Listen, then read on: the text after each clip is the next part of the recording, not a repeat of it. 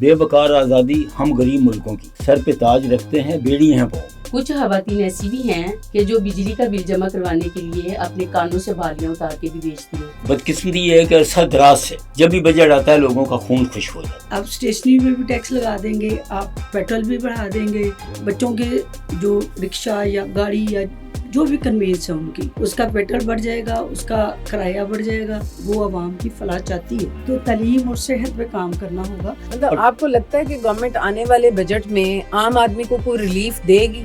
ان حالات میں تو ممکن نہیں۔ 500 ایکڑ جگہ برباد کی ہے ایگریکلچر لینڈ۔ بسم اللہ الرحمن الرحیم۔ ناظرین، آج کا پروگرام ہے ہمارا حالات حاضرہ پہ، اور حالات حاضرہ میں کون نہیں جانتا کہ حکومت پاکستان آئندہ کچھ ہی دنوں میں بجٹ پیش کرنے والی ہے۔ بجٹ کا نام سنتے ہی کچھ لوگ خوش ہو جاتے ہیں، اور ہماری جیسے عام آدمی اور عام انسان جو پاکستانی ہے وہ پریشانیوں کا شکار ہو جاتا ہے کہ آنے والا بجٹ ہمیں کوئی ریلیف دے گا یا مشکلات کا سامنا کرنا پڑے گا۔ تو آئیے آج ہم حالات حاضرہ کے اوپر بات چیت کریں گے۔ ہمارے پاس اسٹوڈیو میں حالات حاضرہ کے اوپر خصوصی طور پہ بجٹ 2026 کے اوپر بات کرنے کے لیے تشریف لائے ہیں۔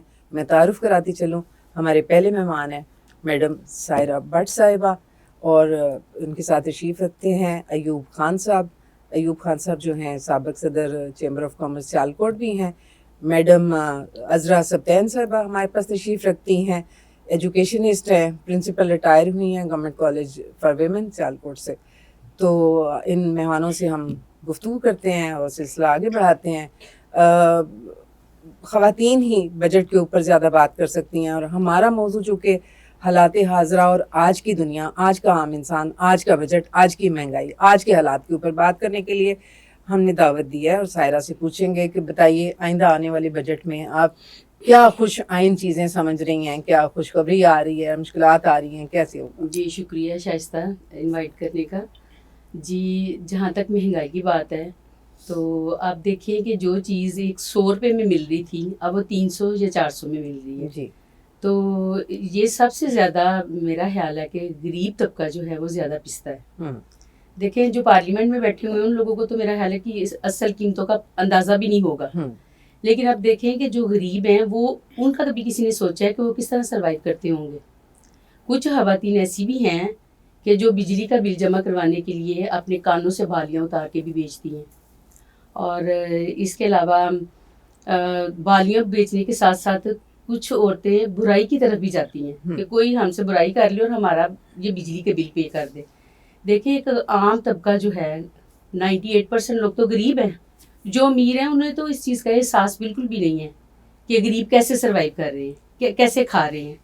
اب ایک گھر میں اگر 12 افراد ہیں، جیسے آپ ابھی بتا رہی تھی کہ 350 کی پلیٹ اگر ایک پرسن کھاتا ہے، تو جو گھر کے 12 افراد ہیں وہ ان کو کیلکولیٹ آپ کریں تو کہاں تک جاتا ہے بجٹ؟ بالکل صحیح۔ کیا وہ اتنا روز کا اتنا خرچ کر سکتے ہیں؟ نہیں، کبھی بھی نہیں۔ تو جب غریب کے ساتھ ساتھ امیر بھی اس مشکل میں کا سامنا کرنا پڑ رہا ہے انہیں بھی۔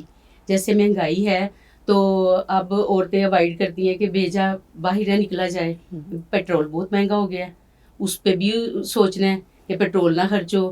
بچے جو ہیں وہ جیسے آپ ہوم ایجوکیشن کی بات کر رہی تھی، تو پیرنٹس کا فرض یہ ہے کہ بچوں کو اسکول بھیجنے کی بجائے حکومت چھٹیاں اتنی دیتی ہے کہ بچے ہوم ایجوکیشن کی طرف جا رہے ہیں۔ اسی سلسلے کو ہم آگے بڑھاتے ہیں۔ ہمارے ایوب بھائی آپ بتائیے، ایوب خان صاحب آپ چونکہ چیمبر کے نائب صدر بھی رہے ہیں، کئی بار رہے ہیں، تو آپ نے یہ سلسلہ قریب سے دیکھا ہوگا۔ مجھے یہ بتائیے کہ ہم پاکستان کے حالات کو دیکھتے ہوئے اور IMF جس قدر ہمیں اپنے زیر سایہ لیتا جا رہا ہے، ہمیں کب تک اس کے زیر سایہ پلنا پڑے گا؟ دیکھیں جی، گزارش یہ ہے کہ بجٹ اور حکومت کے اعلانات تو عوام کے لیے، رعایا کے لیے خوشی کا باعث ہونے چاہیے۔ جب بھی اعلان ہو تو وہ خوشخبری سمجھیں کہ ہمارے لیے کوئی اچھی خبر ہوگی، لیکن بدقسمتی یہ ہے کہ عرصہ دراز سے جب بھی بجٹ آتا ہے لوگوں کا خون خشک ہو جاتا ہے کہ اس میں سختیوں کی۔ اور جہاں تک تعلق ہے غریب لوگوں کا یا عوام کے مقتدر حلقوں کا، دیکھیں بزنس مین کو آپ بلائیں گی تو وہ اپنے مسائل بیان کرے گا، اپنی سہولتوں کی بات کرے گا۔ آپ بیوروکریٹ کو بلائیں گے تو وہ اپنی سہولتوں کی بات کرے گا، پارلیمنٹ کے ممبران کو کہیں گے تو وہ اپنی سہولتوں کی بات کرے گا۔ غریب کی کوئی بات نہیں کرتا۔ اس کا ایک حل ہے کہ آپ ان ساری باتوں کو چھوڑیں, کرپشن کو روک لیں. یہ تو آسان کام ہے نا, اس کے لیے IMF کی ضرورت نہیں ہے. ایک ڈپٹی کمشنر صاحب تھے, تو میں نے ان سے پوچھا کہ آپ یہ بتائیں کہ کارپوریشن میں تحصیل لیول پہ مشہور ہے کہ 18% کمیشن دی جاتی ہے اور ڈسٹرکٹ لیول پہ 25%.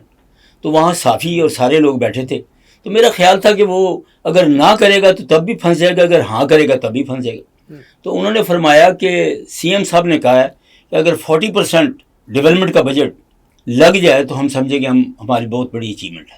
وہ یہ حکومت تسلیم کرتی ہے کہ کرپشن از دیئر, اس 25% کو روک لیں.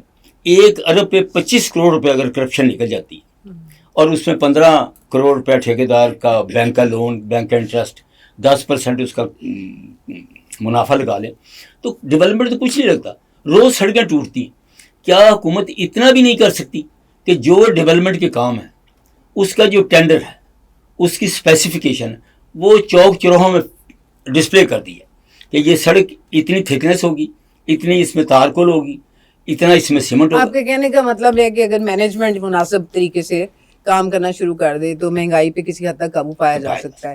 اسی وجہ سے پھر مہنگائی کم ہوگی تو عام آدمی کی زندگی آسان ہوگی. عذرا سبطین صاحب, آپ چونکہ ایجوکیشنسٹ ہیں, آپ نے قریب سے دیکھا ہے, لوگوں کی مشکلات دیکھی ہیں, کس طرح بچیوں کو لوگ پڑھانے کے لیے اسکول, کالج, یونیورسٹی میں بھیجتے ہیں.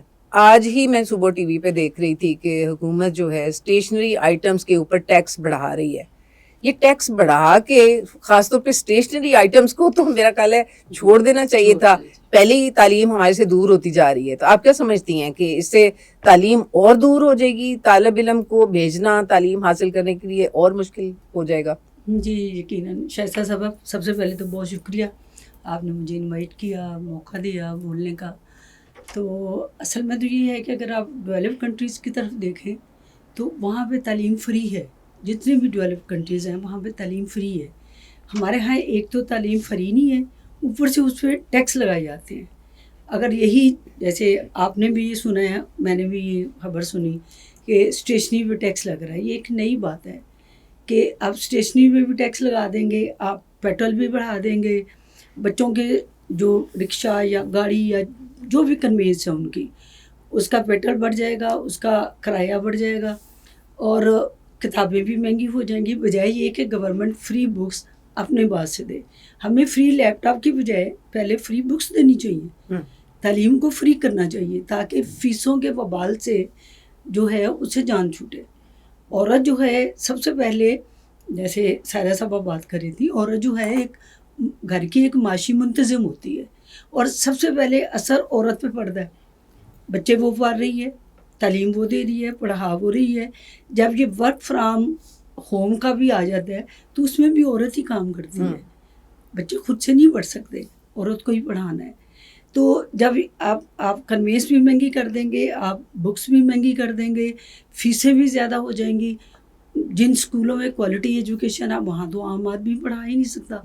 تو جب کوالٹی ایجوکیشن بھی آپ کی مہنگی ہو جائے گی, پھر آپ کے آگے آنے والی بیوروکریسی بھی ویسی ہی ہوگی. آپ اچھے بچے, اچھا ٹیلنٹ دیں گے عوام کو, انہیں بچوں نے کل آ کے گورنمنٹ کو یا باقی چیزوں کو سرو کرنے ہیں, سب کرنا ہے. تو یہ بچے اگر آئیں گے شروع سے کمزور بنیادوں کے ساتھ اگر اوپر آئیں گے تو انتظامی امور بھی کمزور طریقے سے ہی چلیں گے. اور وہی بات ہے جو ایوب خان صاحب کر رہے تھے کہ ہماری نظر ہی نہیں ہے پروجیکٹس کے اوپر, کہاں پہ کیا کچھ چل رہا ہے, کتنا مطلب 40% بھی اگر کم سے کم لگا دے تو ہم سمجھیں گے کہ بہت لگا دیا. تو 100% دیکھیں ہمارے بچے کی تربیت ہی یہ ہوئی ہے, وہ گھر سے ایک کمزور سسٹم کے اندر پلا بڑا ہے, تو وہ کل کو آپ ایک اچھا سسٹم کیسے دے. سائرہ, ویسے آپ کا کیا خیال ہے کہ ہم اپنی بچیوں کو جب شادی کی عمر کے قریب پہنچتی ہیں بچیاں, تو ہم کئی طرح کی ان کو باتیں سمجھانا شروع کر دیتے ہیں, آگے گھر میں جانا ہے, یہ کرنا, یوں کرنا, یوں رہنا, یوں کرنا. لیکن میری نظر سے آج تک نہیں گزرا, اور مجھے کمی محسوس ہوتی ہے کہ ہماری سلیبس کا حصہ ہونا چاہیے. اپنی بچیوں کو ہم بجٹنگ کرنا سکھائیں. ہم ہر چیز تو سکھا لیتے ہیں, اچھا رہن سہن سکھا لیتے ہیں, لیکن بجٹنگ کرنا سکھائیں. اس کے اوپر ہم بات کریں گے ایک وقفے کے بعد. ناظرین, وقفے کے بعد ہم دوبارہ ملتے ہیں. گھر ہو وہاں, سکون کا تحفظ ہو جہاں, اجوا سٹی لالیہ, الحمدللہ, شیخو پورہ, خانیوال, साहिवाल, पाकपतन, आरिफवाला में शानदार कामयाबी के बाद अब लालिया में एक बेमिसाल हाउसिंग सोसाइटी अजवा सिटी लालिया, खास उनके लिए जो बरवक्त सरमायाकारी की अहमियत को जानते हैं, जहां खूबसूरत मेन गेट, 80, 40 और 35 फीट के कुशादा carpeted roads, green belts, street lights, बिजली, ग्रैंड जामिया मस्जिद, कब्रिस्तान, बाउंड्री वॉल, इंटरनेशनल मयार का स्कूल, खूबसूरत parks, play area, community club, सीवलेज, commercial market, 24/7 security और जदीद सहूलियात से आरास्ता लालिया शहर की पहली हाउसिंग सोसाइटी, जहां 3, 5, 7 और 10 मरला के रिहायशी व कमर्शियल प्लॉट्स 15% एडवांस से बुकिंग करवाएं और 25% अदायगी पर कब्जा हासिल करें। 3 और 4 साल की आसान माहाना अक़सात में तरक्याती काम तकमील के आखिरी मराहिल में। अजवा city 2 kilometre Laliya Jhang road, mobile 0308 8470 555, a project of Ajwa builders. जी नाज़रीन, वेलकम बैक। हालात हाज़रा के ऊपर आज हम बात कर रहे हैं बजट के ऊपर, बजट वो जो आने वाला है। तो हम सायरा से पूछते हैं कि बच्चियों को बजटिंग सिखा के शादी करनी चाहिए या उनको अपने आप आ जाएगी? नहीं शाइस्ता, अब ये जो बजट वाली बात की है ये भी काबिल गौर है, इस पे गौर किया जा सकता है। बाकी माशाल्लाह मैं देखती हूँ कि आजकल की बच्चियाँ बाशऊर है, समझती हैं हर चीज़ को। मेरा नहीं ख्याल कि उन्हें समझाना पड़े, लेकिन एज अ मदर चले उस माँ का भी फ़र्ज़ है कि बच्चियों को आइंदा आने वाली ज़िंदगी के बारे में घर से तैयार करके उनको भेजें, तो ये होना चाहिए। तो मेरा ख्याल है इसको सिलेबस का हिस्सा तो मैडम से नहीं, मैडम अजरा से अगर पूछते सिलेबस हैं। का हिस्सा हो जाए तो बड़ी अच्छी बात है, बड़ी अच्छी बात फिर है। तो मैडम अजरा से पूछते जी, हैं जी, बिल्कुल। कि वाकई आज तक हमने नहीं सोचा इसके बारे में, लेकिन अब मौके ऐसे आते जा रहे हैं, हालात ऐसे बनते जा रहे हैं कि बेटियों की ये ट्रेनिंग बहुत ज़रूरी है कि किचन चलाना सिखाएं उनको। जी बिल्कुल शायद साहब सही कह रही हैं। और इससे पहले ये सिलेबस का हिस्सा होता था। जो होम इकोनॉमिक्स सब्जेक्ट था, अच्छा, उसमें बकायदा बजट बनाना घर का और बच्चों को अमूर खानादारी, घर का इंतज़ाम चलाना, अच्छा, ये सब कुछ सिखाया जाता था। लेकिन रफ्ता रफ्ता चूँकि हम जदीद उलूम की तरफ बढ़ना शुरू हो गए, उसमें प्रायोरिटीज चेंज हो गई, अमूर खानादारी पीछे चला गया। अब जो है वो ज़्यादा लोग कंप्यूटर की तरफ जा रहे हैं और ये समझा जाता है कि बच्चियां जिनको कंप्यूटर आ गया है, या जैसे चैट जीपीटी का आजकल बहुत सहारा लिया जाता है, यूट्यूब पे बहुत सारे खाने वाने आ जाते हैं, तो बच्चियां उसको सीख लेती हैं, सीख भी लेती हैं। लेकिन जो पढ़ी लिखी होंगी, जिनके पास कंप्यूटर या फ़ोन की फैसिलिटी होगी। हम जब बजट की बात करते हैं तो उसका हमारा मतलब ये होता है कि आम आदमी को क्या फ़ायदा पहुंचता है। बजट जो हम लोग देखते हैं, जो पेश किया जाता है टीवी पे, वो सिर्फ अदाद शुमार का नाम है। जब वो उसकी रियलिटी हमारे सामने आती है, जब वो अप्लाई किया जाता है, फिर उसके नताइज सामने आना शुरू होते हैं कि वो क्या है। बजट जो है, जब तक उसमें हम 3 शोबों को कंट्रोल नहीं करेंगे, तालीम, सेहत और हमारा बिजली और पेट्रोल, ईंधन वाला, यानी ईंधन जिसमें बिजली भी आ जाएगी, तवानाई तवानाई, और सेहत और तालीम। सेहत और तालीम तो फ्री कर देनी चाहिए, क्योंकि जब एक बच्चा माँ का बीमार होता है तो उसकी एजुकेशन भी ख़राब हो जाती है, वो सारे पैसे तो उसकी दवाई पे लग जाते हैं। महीने का पूरा उनका सिस्टम जो है, वो जितना मर्जी बजटिंग उनको सिखा ले, पूरा सिस्टम डिस्टर्ब हो जाता है। तो सबसे पहले तो गवर्नमेंट को, अगर वो आवाम की फलाह चाहती है, तो तालीम और सेहत पे काम करना होगा।